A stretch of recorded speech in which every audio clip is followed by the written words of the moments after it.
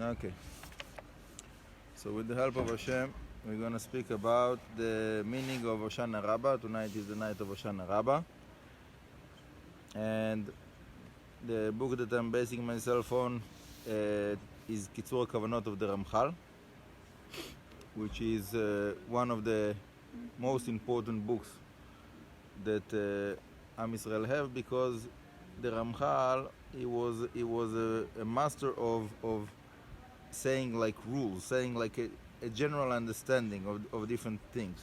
So he took from all of the meditations of the Arizal and the different Mekubalim, and he gave it in a way that you can see the big picture. So that's a big benefit, because many people they find themselves lost in the details, and when they're coming to learn the different meditations of the Arizal and the Zohar. So there's so many details, the Rashash, for sure. There's so many details, it becomes to be very difficult. So, okay. So there is, let's start, before we're going into the understanding of the Ramchal, the summary of the Ramchal, give a few points from the Zohar and the Arizal, and then we see how the Ramchal is summers up. First of all, the Zohar says that when in Hoshana Raba is the night that the angels are going out from the heavenly court with the signs of the decree that the judgment was in Rosh Hashanah and the signing was in Yom Kippur. So in Hoshana Raba, the angels are going to persecute the judgment. That's basically the understanding on the Zohar. And then it says, so if somebody is doing like a tshuva, so they can still tear the note that the angel got, and then it will be cancelled. So according to that Zohar, so there is a custom of saying slichot tonight, after midnight, and okay, there is different customs.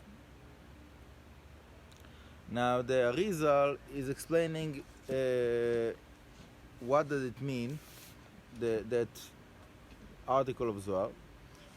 So he says that this is a certain continuation of Yom Kippur.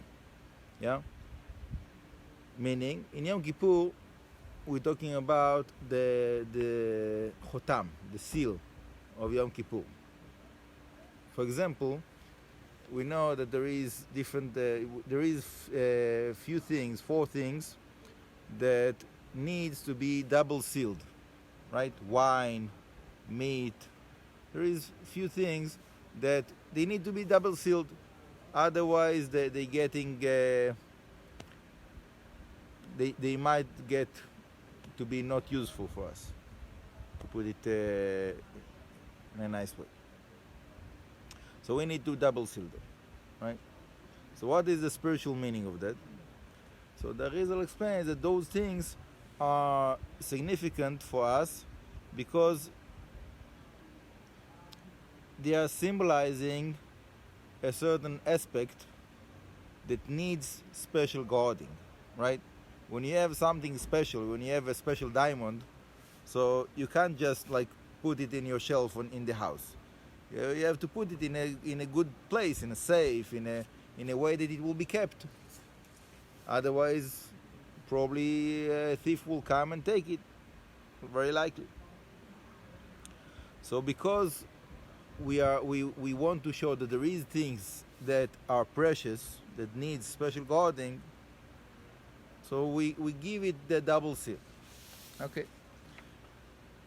So the Arizal explains about a process that is happening from Rosh Hashanah to Shmini Atzeret, which is the next day after Hoshana Raba.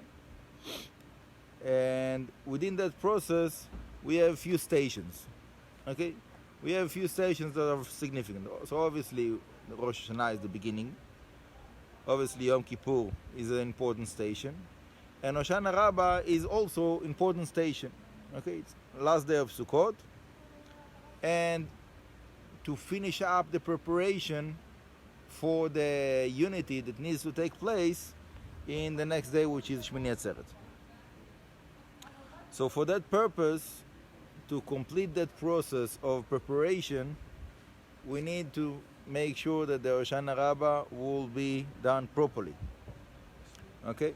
So this is the double seal. This is the second seal. After the seal of Yom Kippur, the second seal comes in Hoshana Raba, which will be the extra protection that is needed for the process that needs to take place in Shmini Atzeret. Okay. Now, the Arizal and the Rashash, they are like giving certain names to meditate on, for the to give a meaning and a way to do the meditation. All of the like holy names that we have in the Torah and the Kabbalah is like codes. When you want to access a certain site, so you need to have the address of the site. So you put the address and then you can access that site. So to access those processes that we are speaking about, so they gave it certain names. But right now I'm not involved in explaining like the names and what is the names and what's the reason that those specific names are taking place. For me right now, what I want to concentrate is the process, to explain the process. Anyhow, the gematria of those names that is the key words of tonight, Hoshana Raba, it comes to the gematria of Mishnah. Okay? And we know that in the Torah, Sefer Dvarim is called Mishneh Torah. Mishnah. So that's the reason that in Hoshana Raba, the custom of many people is to read Sefer Dvarim in the first half of the night. Right? So Baruch Hashem, we had the privilege of reading Sefer Dvarim in Kever David HaMelech, and Bezrat Hashem will give us the strength to do that every year, and that all Am Israel will be able to do that. And by the way, that's generally to go through Sefer Dvarim, it's a very big thing. The Rav Pinto lately is speaking about it a lot, that it's a big tikkun to read Sefer Dvarim. Anyhow, in this night, the Arizal, it's tikkun from the Arizal. So even though me personally, I don't have the custom of reading Sefer Dvarim just in a regular Shabbat or something, but Hoshana Raba is the right time for that within the whole year. And the Ramchal explains that this is the reason, because it comes up to the same gematria. Okay? So when we're doing the Sefer Dvarim in the first half of the night, we are preparing what's going to be in the midnight of Hoshana Raba. And the midnight of Hoshana Raba is significant. It's very significant. Why it's so significant? Because this is that moment, like the Zohar says, that the angels are going out from the heavenly court. Okay? So there's a story that is brought down in a book that is called Rekanati. Rekanati is one of the Rishonim. He wrote the commentary in the Torah. And he wrote that there was a Chassid, he was a righteous person, he knew the secret of the night of Hoshana Raba, and he went out after midnight to see his shadow in the moon. Okay? We don't know how to do that. I don't have tradition for that. My rabbi that I was learning Kabbalah by him, he didn't do that. But there is people, they do that. They're going out to look on their shadow in the light of the moon in the night of Hoshana Raba. So this Chassid did it, and he saw that he's missing his head. The shadow doesn't have a head. So he understood that it is a sign for him that there is a decree of death, that he's going to die this year. So he did a very, very strong tshuva, and he prayed with all his heart, and Hashem took out the decree, and he looked again on his shadow in the light of the moon, and the head came back. Okay? So the idea is that we will do tshuva. Okay, so again, it's a continuation of Yom Kippur. Like in Yom Kippur, we have to deal with tshuva and be focused on in our relationship with Hashem and so on. So also in this night of Hoshana Raba, it's very significant. And the Arizal brings it, this story of the Rekanati, and he explains that what specifically is so special about the light of the moon for that purpose, that the moon is representing that same aspect that we are dealing with and giving the special extra protection within this night. So because that's the case, all the judgment is reflected through the moon. Okay? And it's not exactly the Ramchal explained that it's not exactly the point of midnight. It's from midnight onwards, the second half of the night. So, okay, we're going in to really understand that. So we need to give like some introductions of the Kabbalistic astrology, and I'm not sure that right now is the right time to go into that subject matter. But in very short, there is like 7 planets. That the moon is one of them, that each one of them is representing a certain quality, and each one of them it has a certain domain on a certain hours through the day, through the night, and so in the time of the moon is within the domain, within this night after midnight, so that will be the time to do that. Okay, so it's not so simple calculation of like to know what is the right time for that. Probably that's the reason that the Mishnah Berurah, when he writes about this custom, he says, don't do that, you don't know how to do it. Shomer P'taim Hashem, just you do your tshuva anyhow. If you see your head, you don't see your head in the shadow of the moon, do the tshuva and Hashem will help you and protect you. Anyhow, I want to go on for the rest of the explanation of the Ramchal about this night. So he's explaining that what's the reason we are doing the circles, extra circles in Hoshana Raba, and what's the reason we're doing circles all the week of Sukkot. Just in Hoshana Raba we're doing 7 times, right? All the week of Sukkot we're going, after we're shaking the lulav, we're going around the teva 1 time. Hoshana Raba we're going around the teva 7 times.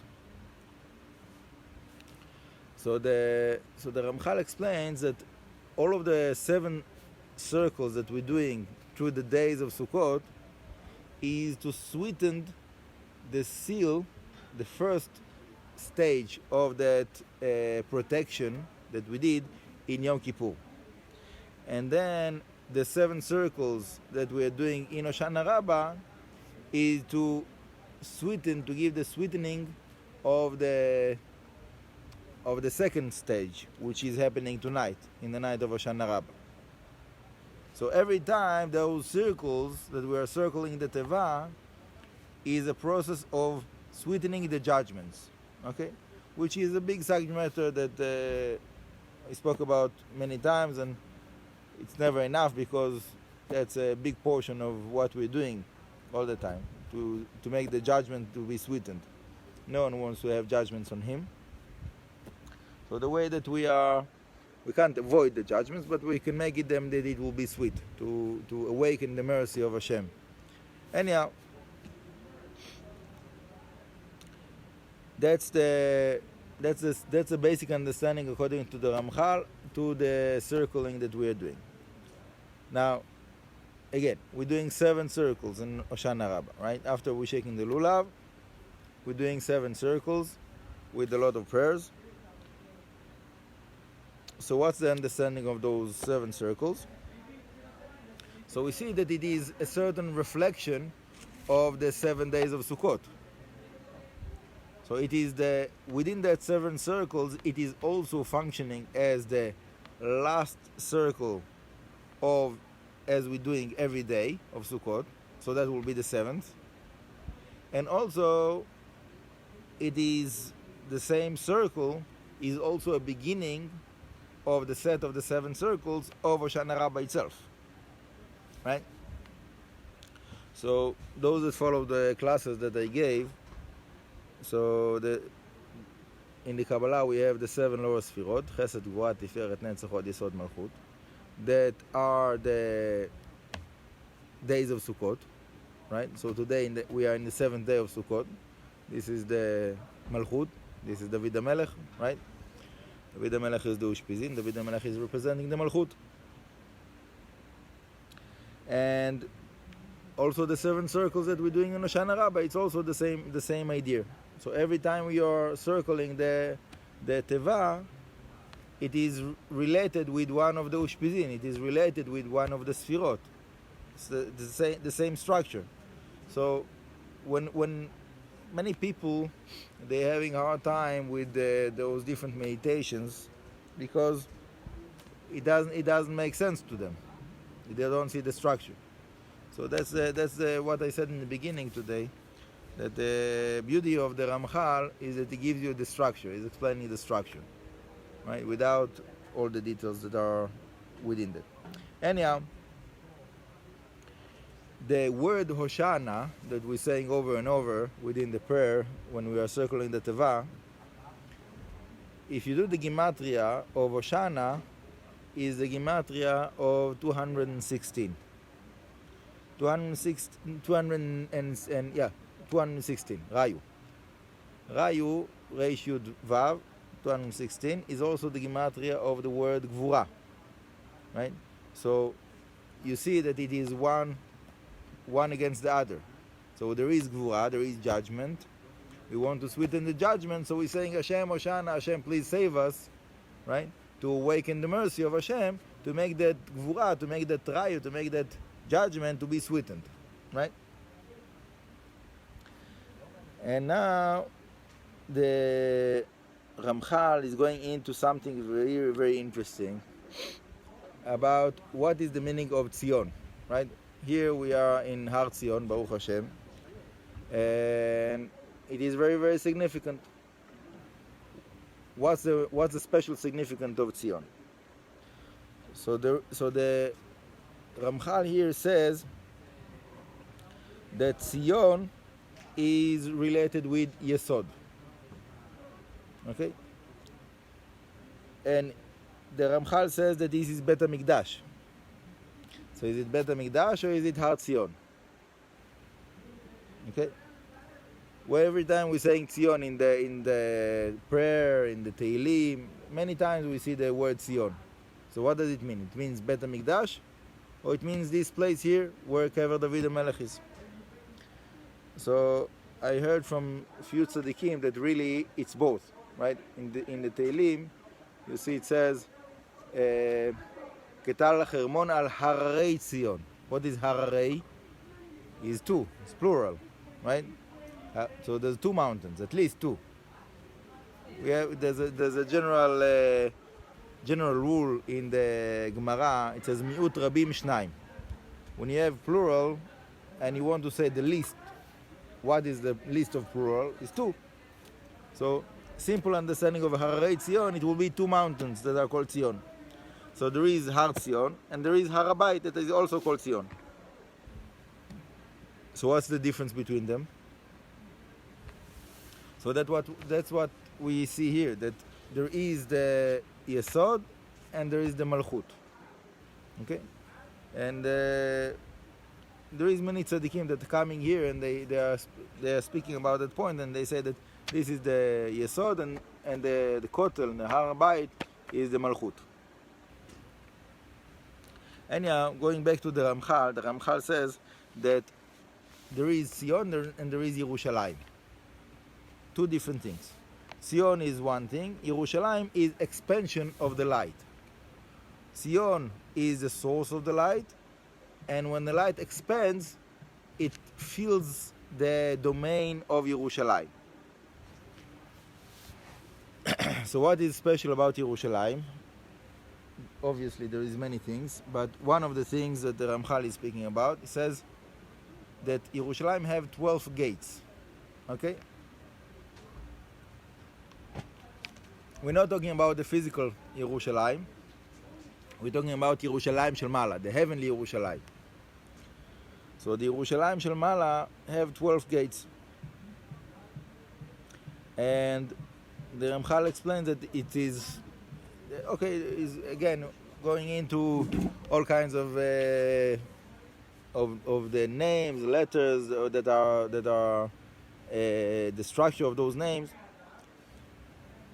Anyhow, we call the Yerushalayim, one of the names, there's many names to Yerushalayim. One of them is called Ir HaTzedek. What does it mean, Ir HaTzedek? The city of justice, literally.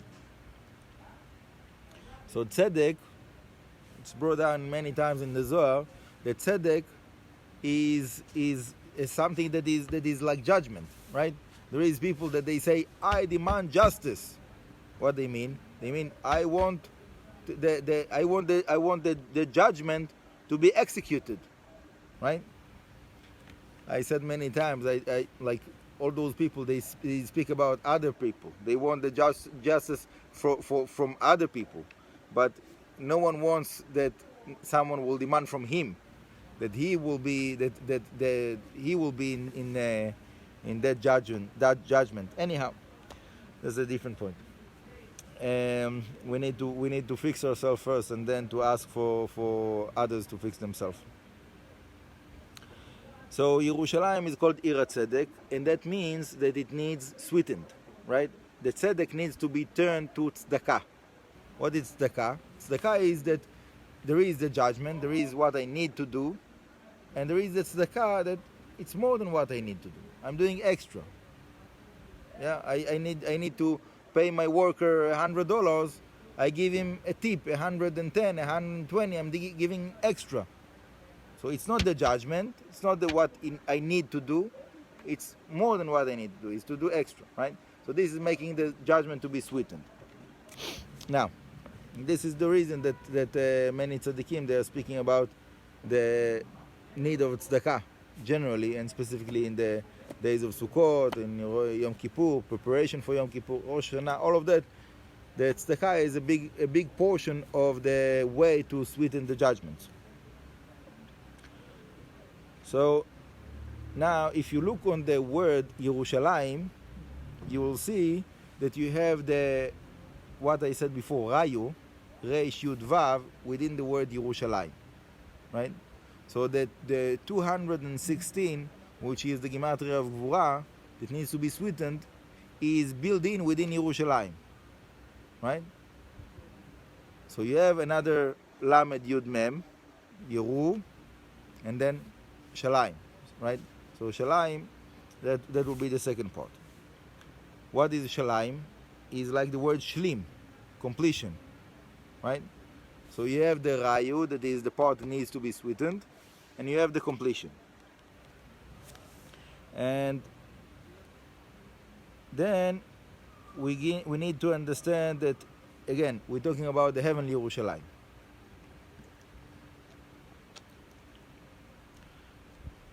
So many people in the world, they are dealing with the different meditations for the purpose of spiritual elevation.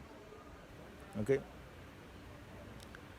I'm dealing with Kabbalistic meditation, and within the Kabbalistic meditations, there is also definitely a very, very strong explanations about what does it mean, spiritual elevation. So one of the things that we can say about it is that within that concept of the heavenly Yerushalayim,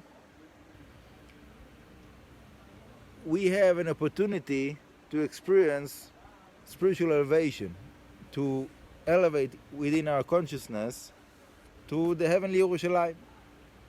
Okay? And the Ramchal speaks about it. There's a book that maybe we'll get to read some of it. It's called Adir Bamarom, which is the big revelations of the Kabbalah of the Ramchal are in that book of Adir Bamarom. And there is explaining a very, very advanced meditation that is basically to go up to the heavenly Yerushalayim, to the Gan Eden even. Anyhow, the reason I'm speaking about it is that we will understand that this is not only an abstract concept that we have nothing to do with it. It is something that it has practical meaning. Okay, obviously it's not practical for most of the people. It's not practical for most of the people, just like an abstract concept. But if somebody is really walking on this path and working on himself to reach those levels, it becomes to be practical. It's something that it's achievable. There is people that's what they are dealing with. So it's there. Just the question is who is ready to dedicate himself to do the work of the spiritual growth that is needed to be mature enough to practice those meditations. Anyhow, this is all of that is within the meaning of this night of Hoshana Raba. Okay, if we know how to use the potential of this night, those gates are open, the gates of the heavenly Yerushalayim, the gates are open, and we are able to elevate and to connect to that spiritual reality. Okay, there is virtual reality, there is spiritual reality. I'm talking about the spiritual reality. Okay, so the next point is what is the meaning of hitting with the Aravot, right? After we're finishing the 7 circles around the Bima, we have the Chavatat Aravot, that we're taking the 5 Aravot and we're hitting the ground 5 times. So basically this is another stage of preparation of the unity that will take place in the night of, not in the night, in the Musaf of Shmini Atzeret. Okay? Again, we have the process of the 21 days from Rosh Hashanah to Shmini Atzeret, and Hoshana Raba is the last day before the Shmini Atzeret. So the end of that process is in the Musaf of Shmini Atzeret. Now in Hoshana Raba, this is the last chance to finish all the preparation for that moment, right? So it's like you have a big meal that you are planning like weeks before, but in the last day before the big event that you're doing, so that will be the time that you have to put extra effort to make sure that everything is there, everything is set up, everything is ready for the feast and whatever it is, right? So this is Hoshana Raba, the last days of the preparation before the big event of the unity of Shmini Atzeret. Now, within the Kabbalah of the Ramchal is giving a lot of space and understanding for a process that is the elevation of the Shekhinah. And he explains that the elevation of the Shekhinah, there's a purpose for that, for the elevation after the, like when someone is throwing a stone up to the air, so as far as it got, from there when it will come down, it will have more strength, right? So whatever it is that we are able to do an elevation within that night, so then it will give us the momentum that when it will come down in the time of the unity in Shmini Atzeret, it will have more strength. Okay? So that's another understanding of what's going on tonight. The effort that we are doing to stay up and to learn Torah and to read the Sefer Dvarim and so on, all of those different things. Some people, they read Sefer Tehillim, it's also good. So all of that is for that purpose of bringing the Shekhinah to be elevated, and then afterwards when it comes down, so then it will have more strength. And what's happening with that strength? What is the result of that? So the Ramchal says that this is the to crush and destroy all of the negative powers within the creation. Okay? And that's something that is very significant, because all what we see around us, all what we hear about in the news, usually is the bad news, right? There's it's not so easy to find good news in the news that they are promoting, right?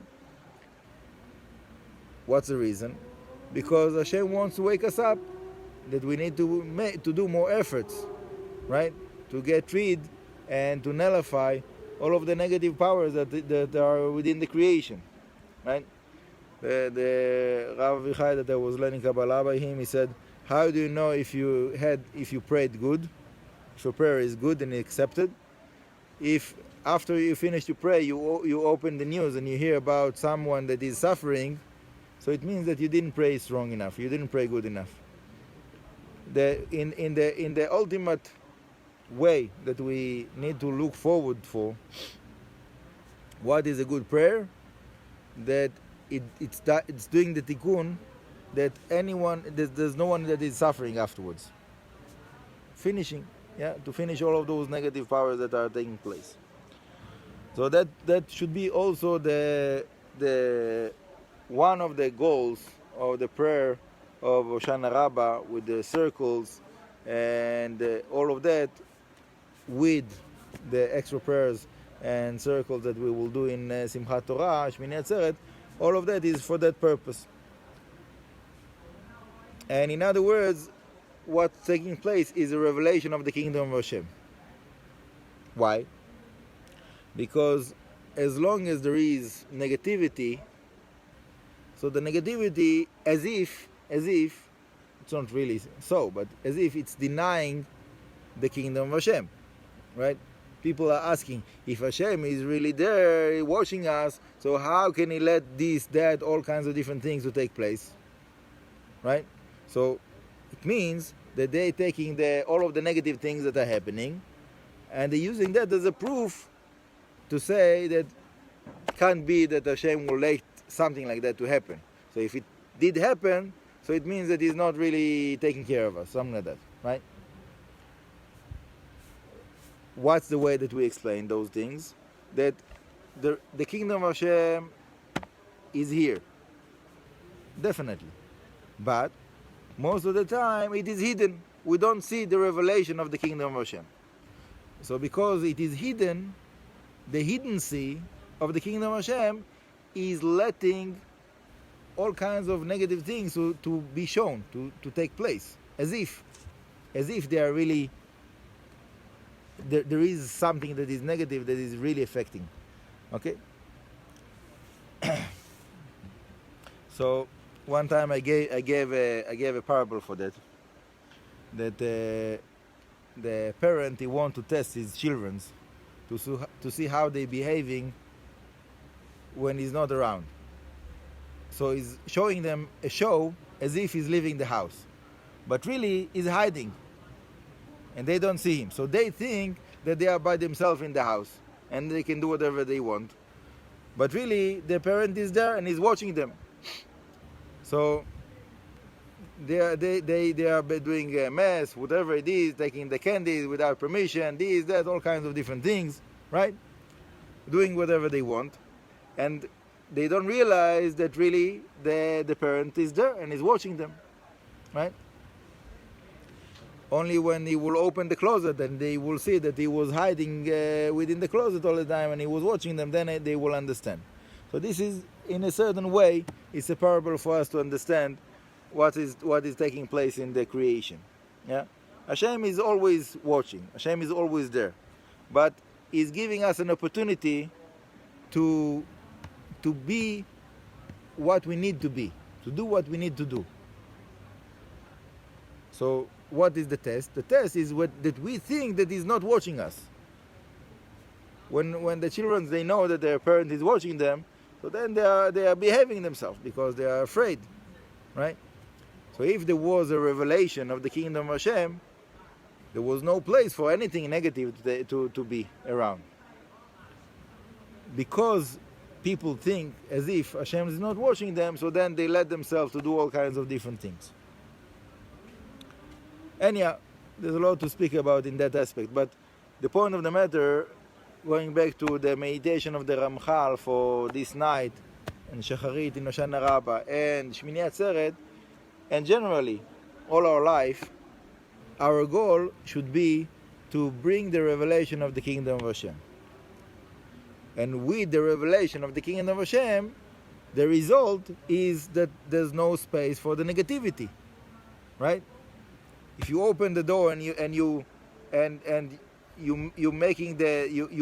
forcing the revelation, yeah, you're making everybody sees that the parent is there, the Hashem is there, is watching.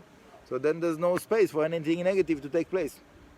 So we don't need to actively fight with the negativity. Okay? No one is strong enough to fight with the negativity. But we have the power to bring the revelation. And when the revelation comes, so there's no space for the negativity. It becomes to be nullified. So this is something that is very, very significant generally, and especially it's taking place in those days of Hoshana Raba and Shmini Atzeret.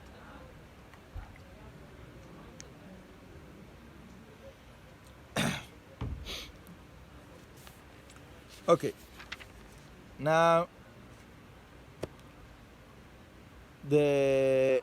because we are not able to broadcast in Shmini Atzeret because it's Yom Tov, so I want to continue from here and to explain more about what is taking place after Hoshana Raba, the next day, which is Shmini Atzeret, in outside of Eretz Israel. So they made like 2 days. One is Shmini Atzeret and one is Simchat Torah. In Eretz Israel, it goes together, Shmini Atzeret and Simchat Torah, right? And it's interesting if you think about it. In Eretz Israel, there is a custom of Akafot Shniyot. What is Akafot Shniyot? In the end of the Yom Tov of Simchat Torah, to do circles as if it is the Simchat Torah of outside of Eretz Israel. So you see that in that day, it's one of the only days, actually it is the only day in the year, that we have something like that we're doing something that it's not a holiday in Eretz Israel, but we are making a certain connection with the Jewish congregations outside of Eretz Israel. So again, the main thing that is taking place in Shmini Atzeret is that this is the day of the unity. This is the end of all of these 21 days that started in Rosh Hashanah. Right? This is the end of the process. This is the unity that is taking place. And the moment that it takes place specifically is when we are praying Musaf, in the Kedusha of Musaf. We're saying Shema Yisrael Hashem Elokeinu Hashem Echad. This is the place. This is the highlight. Okay?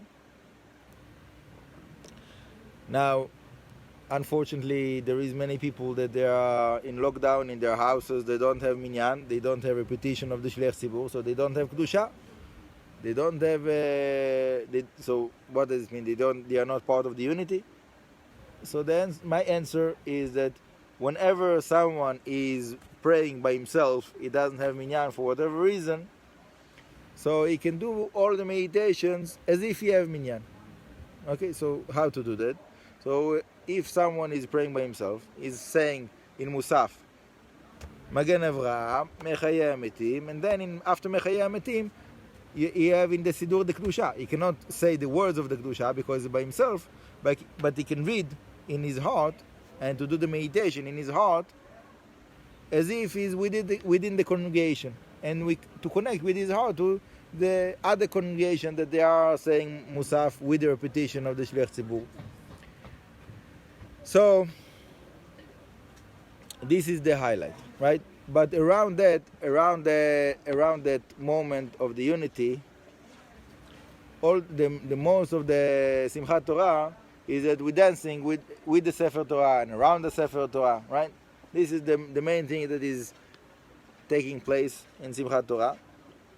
So the understanding of that is, again, like we said in the circles that we are circling the Teva in Sukkot and Hoshana Raba, that we are doing the sweetening and bringing the protection.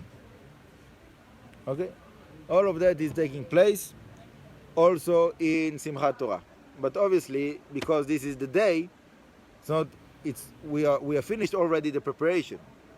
Now it's the event itself, right? Shmini Atzeret is the event itself of the unity. This is the time that everything takes place. So all of the circling is for that purpose, and also the Kafot Shniyot in Eretz Israel, it's also that, and also it is a way of connecting to the Jews that are outside of Eretz Israel, which is very significant, right? We want to bring all of the souls, all of the holy sparks to gather in Eretz Israel, specifically in Yerushalayim. Okay? This is something that is very, very significant for the process of the redemption. So when we do that, that will be a way to bring all of those sparks from all of the world, that everything will gather in the place which is here in Yerushalayim. But really, again, it's the heavenly Yerushalayim, okay? Because we're talking about spiritual things. We're not speaking about physical. Also, it has physical manifestation. But the source, the root, is spiritual. Okay. So I will finish with a blessing for everybody, that Hashem will give us the merit to do the right thing and to do the tshuva and to bring all of those preparations together and to get to the final end of that wonderful process that we are in the midst of it, that it will all come together in a way that it will bring the light and salvations and miracles and good things for everybody, Bezrat Hashem. לחיים טובים, לשנה הבאה בירושלים הבנויה, בעזרת השם, אמן כן יהי רצון.